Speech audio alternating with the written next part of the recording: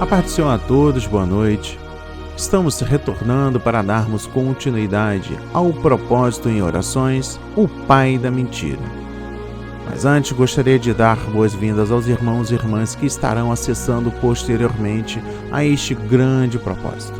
Bom dia, boa tarde ou boa noite.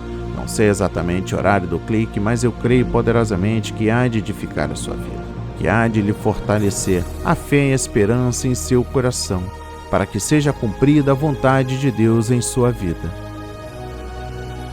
A Bíblia diz que Satanás é o pai da mentira. Jesus, quando advertia alguns judeus que rejeitavam a verdade, disse-lhes que eles estavam agindo como filhos imitando ao seu pai. Quem vive no engano da mentira age como o diabo, enganando e sendo enganado. Desse modo, Cristo deixou claro que era a origem e a essência da mentira e do engano. O diabo, desde o princípio, afastou-se da verdade de Deus, cometendo toda sorte de males.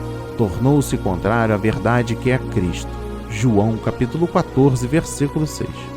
Mente afirmando ter autoridade sobre o mundo, mas faz somente aquilo que Deus lhe permite. Faz truques, mostrando-se como um anjo de luz para enganar a quem não está firmado na verdade de Jesus. O pai da mentira é também um acusador dos filhos de Deus e tenciona constantemente arruinar os planos do Senhor. Ele veio para matar, roubar e destruir o máximo que puder, mas o seu fim já está determinado por Cristo. Esteja sempre atento, orando e vigilante, porque o maligno tenta induzir à prática do pecado e ao engano intencional. Vive constantemente em busca de quem possa tragar para si. 1 de Pedro, capítulo 5, versículo 8. E nesta noite, no 14º dia, o projeto A Marca da Promessa traz para leitura e meditação o livro 1 de João, capítulo 3, versículo 8. E a palavra diz: aquele que pratica o pecado é do diabo, porque o diabo vem pecando desde o princípio. Para isso, o Filho de Deus se manifestou para destruir as obras do diabo.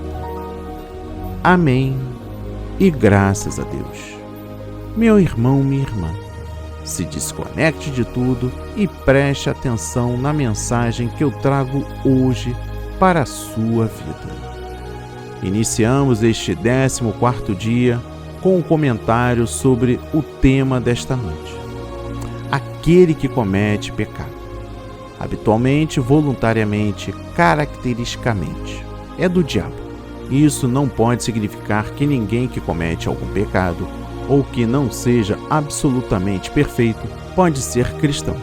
Por isso, cortaria a grande massa, mesmo de acordo com a crença daqueles que sustentam que o cristão pode ser perfeitamente santo, de todas as pretensões ao caráter cristão.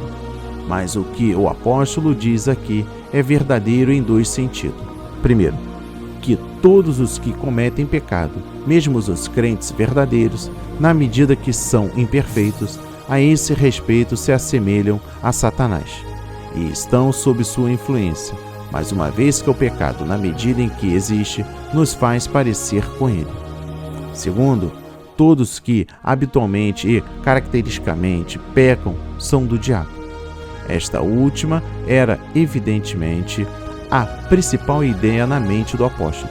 Seu objetivo aqui é mostrar que aqueles que pecaram, no sentido em que alguns sustentavam que os filhos de Deus poderiam pecar, não podiam ter nenhuma evidência real de piedade, mas realmente pertenciam a Satanás.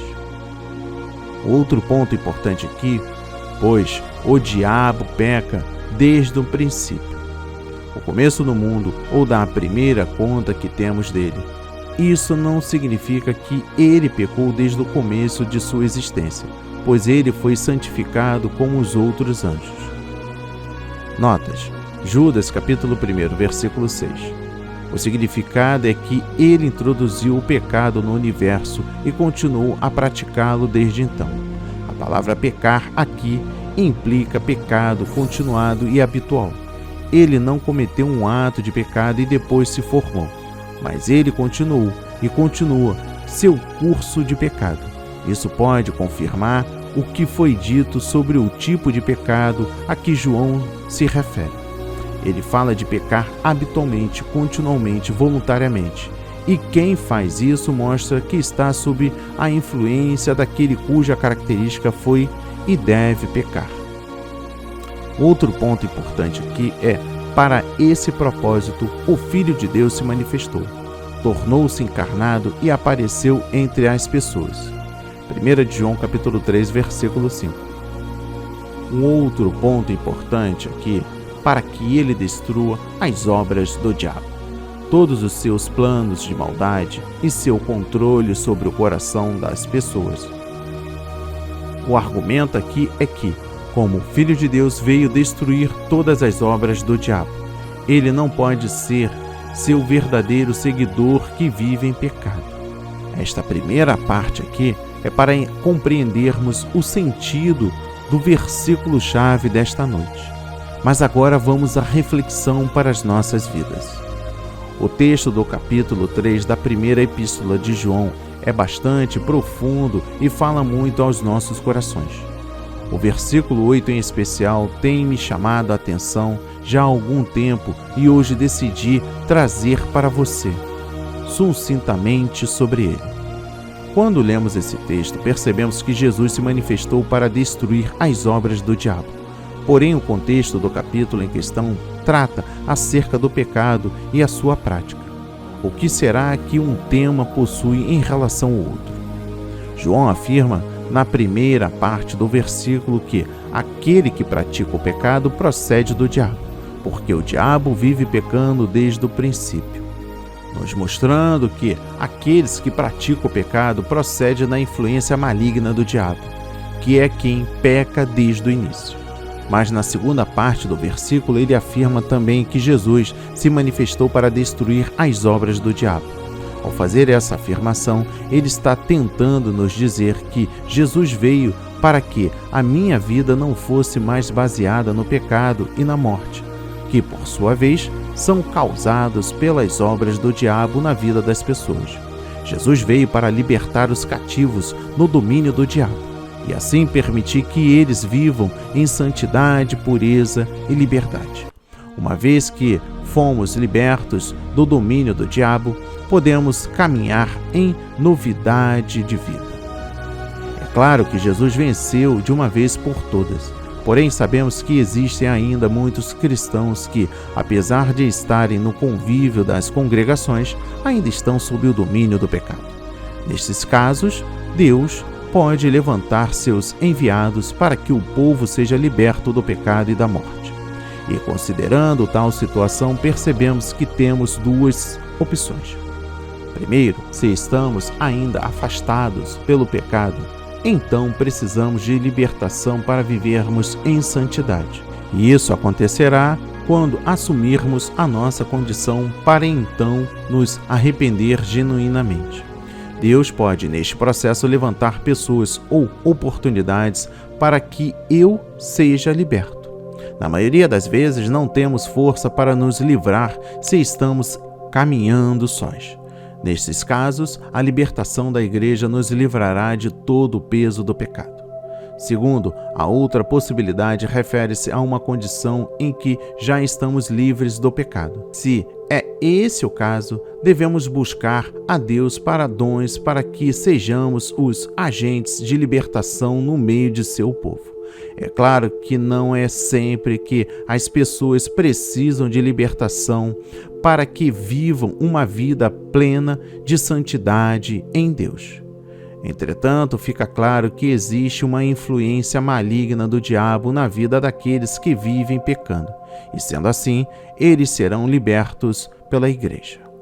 Se vivemos em santidade e pureza em Cristo e nos arrependemos continuamente dos nossos pecados, o diabo não terá lugar em nossa vida. É por isso que Jesus disse que o príncipe do mundo não tinha nada nele, pois ele mesmo não tinha nenhum pecado. E é também assim que devemos viver. É claro que oraremos, mas devemos confessar nossos pecados para que o príncipe do mundo não tenha lugar em nossas vidas. A confissão dos pecados liberta a nossa vida por completo, pois quem nos libertou é o Cordeiro Santo de Deus. Ele mesmo se manifestou para que os nossos pecados fossem apagados e esquecidos, para que a morte não mais reinasse sobre os filhos do seu povo e para que as obras do diabo fossem destruídas por completo. Sendo libertos por tamanha glória e graça, podemos agora nos achegar com confiança ao trono da graça, a fim de obter a redenção de todos os nossos pecados, para que a nossa vida seja plena nele em santidade, pureza e liberdade. E para a honra e a glória do Senhor, eu encerro este 14º dia com o seguinte pensamento. 2 verdades simples. Primeira, a pessoa que continua a viver uma vida envolvida no pecado é do diabo. Segundo, o Filho de Deus veio para destruir tudo que representa o diabo. Então, a questão não é tão complexa quanto achamos. E me leva a um pensamento final. De que lado vamos lutar nessa guerra espiritual? Que a mensagem de hoje toque o seu coração, transforme a sua vida para a honra e a glória do Senhor. Assim seja, assim diz o Senhor. Amém e graças a Deus, graças a Deus, graças a Deus. Oremos. Todo-Poderoso e Rei vitorioso de todas as épocas, o Senhor é o único soberano do meu coração. Prometo me dedicar ao Senhor. Por favor, ajude-me na minha busca para deixar de lado minhas lutas com o pecado e capacite-me a viver para o Senhor com lealdade inquestionável. No nome do meu Senhor e Salvador Jesus Cristo eu oro e louvo para todo sempre. Amém. E graças a Deus, graças a Deus, graças a Deus.